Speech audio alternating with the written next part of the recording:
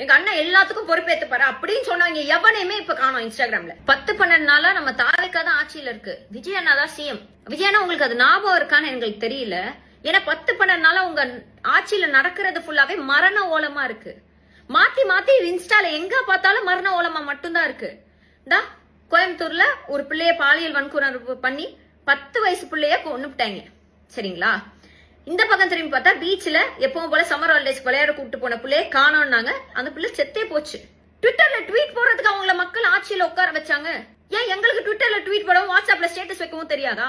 களத்துல வந்து இறங்கி அவங்களுக்காக ஒரு ஆறுதல் கூட சொல்ல மாட்டேங்கிறீங்கன்னா உங்க ஆட்சியில இது நடக்கும் நான் மக்கள் எல்லாம் நம்பி ஓட்டு போட்டாங்க. எங்க அண்ணன் ஆக்ஷன் ஹீரோ நம்பி தானே ஓட்டு போட்டாங்க. 12 நாளுக்கு முன்னாடி ஒரு ஆக்ஷன் இருந்தது, அப்போ நிறைய குடும்பம் நடந்தது.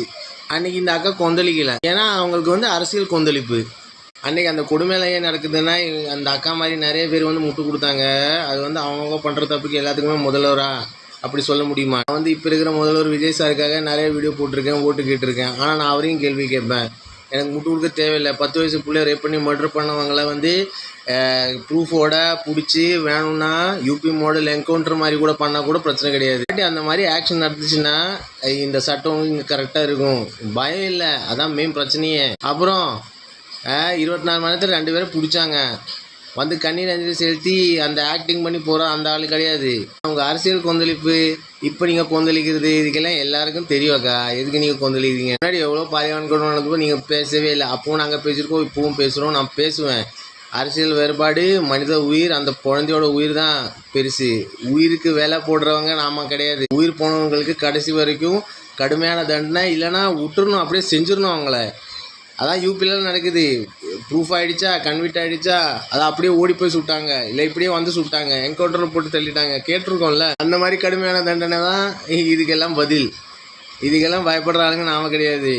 அவர் ஆட்சிக்கு வந்துட்டோன்னா அவர் தப்பு பண்ணாலும் அவருக்கு கேட்போம், அவருக்காக ஓட்டும் கேட்டிருக்கோம். அவர் ஆட்சியில் தப்பு பண்ணால் அவரையும் கேட்போம். அவர் ஆட்சியில் வந்து சட்ட ஒழுங்கு இல்லைன்னா அவரை தான் கேள்வி கேட்போம். அதுக்கெல்லாம் நீங்கள் முட்டு கொடுக்குறாங்க நாங்கள் கிடையாது. ஏன்னா நாங்கள் வந்து எதுவும் எதிர்பார்த்து அவர் பின்னாடி நிற்கலை. எங்களுக்கு ஒன்றுமே கிடைக்கலன்னா அவன் பின்னாடி நிற்போம். ஏன்னா அவர் மக்கள் நாளும் செய்வாருன்னு நம்பிக்கை இருக்குது. 12 நாளெல்லாம் செய்ய முடியாது. 75 வருஷமாக கட்சி நடத்திருக்காங்க. என்னத்தை கிழிச்சாங்க? யாராச்சும் கேட்டாங்க? அவர் ஆட்சி பண்ணும்போது தானே இந்த மாதிரி கொடுமையெல்லாம் நடந்தது. ஆனால் இப்போ நடக்கக்கூடாதுன்னு நான் சொல்கிறேன். அதை தான் கேட்குறேன், அரசுக்கிட்டையும் கேட்குறேன், காவல்துறைக்கும் கிட்டுறேன். கடுமையான ஆக்ஷன் வேணும், அதான் நம்ம வேணும். எல்லாரோட உயிரும், அது எந்த கட்சிக்காரனாக இருந்தாலும் சரி, எந்த பிள்ளைங்களாக இருந்தாலும் சரி, அவங்களோட உயிர் தான் முக்கியம்.